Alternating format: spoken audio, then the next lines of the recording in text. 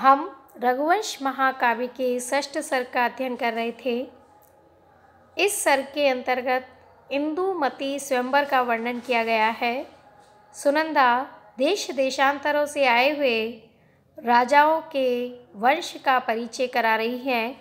इसी श्रृंखला में वह एक एक करके जब राजाओं के गुणों का और उनके वंश का परिचय देती हैं, इसी श्रृंखला में आगे अब वह राजकुमार अज के वंश का वर्णन करते हुए कहती हैं।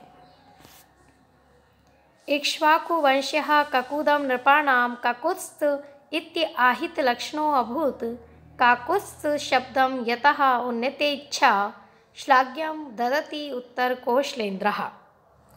सुनंदा इंदुमती के समक्ष राजकुमार अज के वंश का वर्णन करते हुए कहती हैं।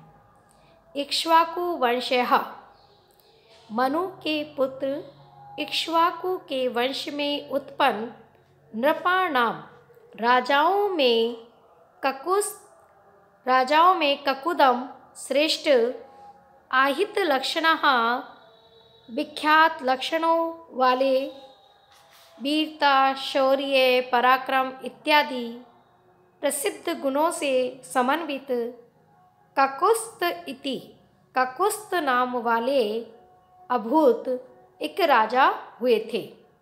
यतः जिस राजा काकुत्स्थ से लेकर उन्नत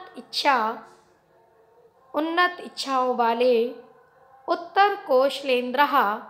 उत्तर कौशल नामक देश विशेष के स्वामी राजा दिलीप इत्यादि श्लाघ्यम प्रशंसनीय काकुत्स्थ शब्द को ददति धारण करते हैं। अर्थात कहने का भाव यह है कि महर्षि मनु के पुत्र इक्ष्वाकु के वंश में एक से बढ़कर एक श्रेष्ठ राजागण हुए हैं। उन्हीं में एक प्रख्यात यशस्वी श्रेष्ठ काकुत्स्थ नामक एक राजा हुए थे, जिसके पश्चात इस वंश में उत्पन्न होने वाले सभी उत्तर कौशल देश के राजा, जिनकी की इच्छाएं प्रबल थी, उत्कृष्ट थी, वे प्रशंसनीय काकुत्स्थ शब्द को धारण करने में गौरव मानते हैं। काकुत्स्थ ये उनका नाम नहीं था, अपितु नाम तो उनका था पुरजय। अपितु वह ककुद रूपी इंद्र के थुए पर बैठकर संग्राम में विजय को प्राप्त हुए थे। इसकी कथा का विस्तार आगे किया गया है और तब से लेकर के आज तक सभी वंशज अपने आप को काकुत्स्थ कहलाना पसंद करते हैं। इसी का यहाँ वर्णन सुनंदा के द्वारा इंदुमती के समक्ष किया जाता है कि यह जो राजकुमार अज है, यह मनु के वंश में एक इक्ष्वाकु राजा हुए हैं, उनके वंश के हैं। इनमें काकुत्स्थ नामक राजा हुए हैं, जिनके की बात सभी इस वंश में जन्म लेने वाले राजा अपने आप को काकुत्स्थ कहलाना पसंद करते हैं। इसी श्रृंखला में अब सुनंदा इंदुमती के समक्ष इक्ष्वाकु वंश में जन्म लेने वाले काकुत्स्थ नामधारी पुरंजय राजा का वर्णन करते हुए कहती हैं। महेंद्रम आस्थाय मोक्षरूपम यह संयति प्राप्त पिनाकी लीलः चकार वाणीर असुरंगनानां गंडस्थलिः प्रोषित पत्र लेखा। इंदुमती के समक्ष सुनंदा राजकुमार अज के वंश का परिचय देते हुए कहती हैं कि यह जिस राजा काकुत्स्थ ने संयति संग्राम में मोक्ष रूपम महामोक्षा वाले अर्थात वृषभ के रूप के समान रूप वाले महेंद्रम इंद्र पर आस्थाय आरूढ़ होकर के प्राप्त पिनाकी लीला भगवान शंकर की लीला जैसे सौंदर्य को धारण करते हुए वाणों के द्वारा असुरांगनानाम असुरों की स्त्रियों के गंडस्थल ही कपोल स्थल प्रोषित पत्र लेखा पत्र रचना से शून्य चकार बना दिया था। अर्थात जब राजा पुरंजय, जो कि ककुस्थ नाम से विख्यात हुए थे, उन्होंने युवा वृषभ का रूप धारण किए हुए इंद्र के ककुद पर बैठकर देवासुर संग्राम में असुरों की स्त्रियों के कपोल स्थलों को पत्र रचना से विरहित बना दिया था, उस समय उनका सौंदर्य वृषभ वाहन भगवान शंकर के समान दिखलाई पड़ रहा था। कहने का आशय यह है कि इंद्र ने उस महासमर में महोक्ष का रूप बनाया था और उनके ककुत पर बैठने से वह पुरंजय ककुस्थ कहलाए थे। युद्ध करते हुए राजा पुरंजय उस ककुस्थ रूप में वृषभ रूढ़ भगवान शंकर के समान सुशोभित हो रहे थे, सुंदर दिखाई दे रहे थे और अपने पतियों अर्थात असुरों के युद्ध में मारे जाने से उनकी स्त्रियों ने अपने कपोल स्थल पर पत्र रचना करना छोड़ दिया था। अर्थात उस संग्राम में ककुस्थ ने असुरों का संहार कर दिया था। तो सुनंदा के कहने का भाव यह है कि यह राजकुमार ऐसे वंश से संबंध रखते हैं जिसमें कि महाबली महापराक्रमी एक से बढ़कर एक राजागण हुए हैं। इसी श्रृंखला में सुनंदा राजकुमार अज के वंश का परिचय देते हुए ही पुरंजय के गुणों का वर्णन करते हुए कहती हैं, ऐरावत स्फालन विश्लथम य संघट्यन अंगदम अंगदेन उपेयुषः स्वाम अपि मूर्तिम अग्रायाम अर्धासनम गोत्रविदो अधितिष्ठौ। ये जो राजा ककुस्थ ऐरावत स्फालन विश्लथम, ऐरावत नामक इंद्र के हाथी के ताड़न से शिथिल हुए, अंगदम इंद्र के भुजबंध को अंगदेन अपने भुजबंध से संगट्येन संघर्षित करते हुए स्वाम अपनी अग्रयाम श्रेष्ठ मूर्ति को उपेयुषोपि प्राप्त करने वाले भी गोत्रविदः इंद्र के अर्धासनम आसन के आधे भाग पर अधिष्ठित हुए, अर्थात इंद्र के आधे सिंहासन पर अपना अधिकार कर लिया।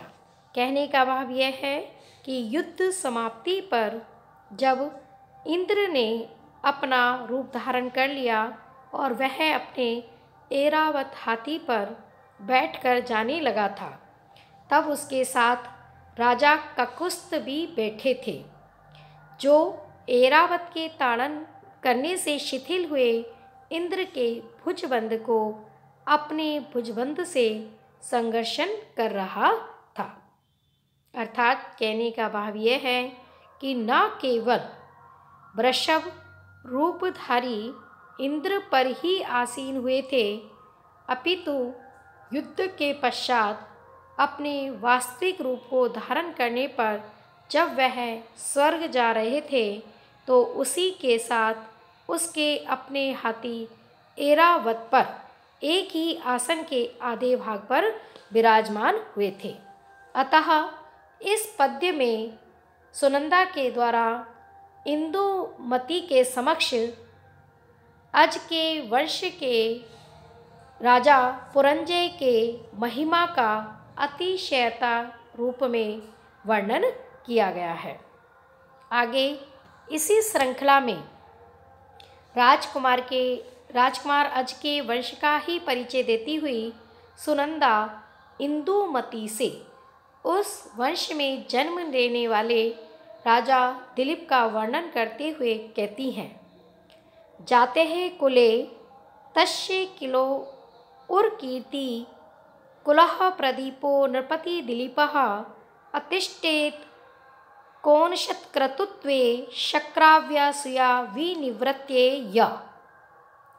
तस्य उसी ककुस्त के कुले वंश में उरु कीर्ति ही महान यशस्वी कुलः प्रदीपः कुल के प्रदीप स्वरूप कुल के दीपक स्वरूप दिलीपः दिलीप नाम वाले नृपति राजा जातकिल उत्पन्न हुए। यह जो राजा दिलीप शक्राभ्यसूया विनिवृत्ते इंद्र की असूया को दूर करने के लिए एकोन शतक्रतुत्वे अर्थात 99 यज्ञ करके ही अतिष्ठत रुक गए थे। कहने का भाव यह है कि उन्हीं प्रतापी ककुस्त के वंश में दीपक के समान महायशस्वी राजा दिलीप ने जन्म लिया। और राजा दिलीप ने जब यज्ञ किया, अश्वमेध यज्ञ किया, तो 99 यज्ञ करके ही वह इसलिए चुप हो गए क्योंकि इंद्र को 100वां यज्ञ करने पर असूया न हो जाए, वह ईर्ष्या से युक्त न हो जाए, इसलिए वह 99 यज्ञ करके शांत हो गए थे। रघुवंश के तीसरे सर्ग में ही इस राजा दिलीप द्वारा अनुष्ठित अश्वमेध यज्ञ का वर्णन किया गया है। इंद्र दिलीप के 99 यज्ञ करने के उपरांत उसके यज्ञ के अश्व को ले गए थे। रघु से इसका युद्ध हुआ जिसमें इंद्र ने पराजित होकर रघु को वर मांगने के लिए कहा था, किंतु साथ में ये शर्त भी रखी थी कि वह अश्व न मांगकर अन्य कुछ मांग ले। तब रघु ने घोड़े के बिना ही 100 अश्वमेध यज्ञ का फल मांगा था, किंतु उन्होंने 99 यज्ञ ही किए थे। इसी प्रसंग का संकेत यहाँ इस पद्य में सुनंदा के द्वारा इंदुमती के समक्ष किया गया है। आगे इसी श्रृंखला में राजकुमार अज के वंश का वर्णन करते हुए दिलीप के गुणों का वर्णन करती हुई सुनंदा इंदुमती से कहती हैं, यस्मिन् महिं शासति वाणिनीनां निद्रां विहारार्धपथे गतानां बातोऽपि न संश्रयत् श्यं सुखानि का लंबेत आहारणाय हस्तम। यस्मिन् राजा दिलीप के महिम पृथ्वी पर शासती शासन करते समय विहारार्ध पथे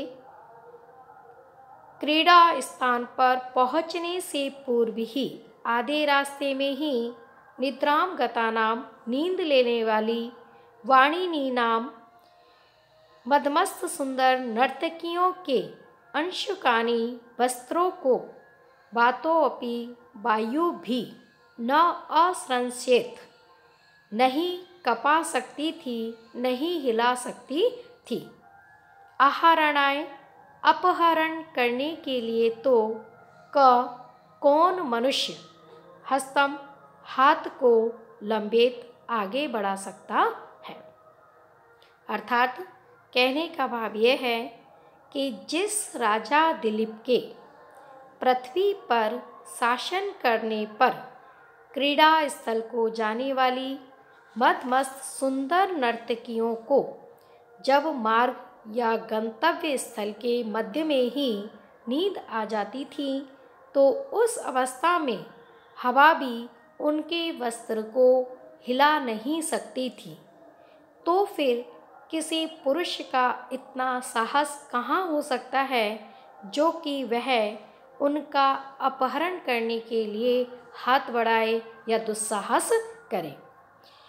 कहने का भाव यही है कि दिलीप के राज्य में प्रजा अनुशासन प्रिय थी और उनकी आज्ञा ही सर्वोपरि थी और राज्य में किसी भी प्रकार का अनाचार, अत्याचार, दुराचरण दिखाई नहीं देता था।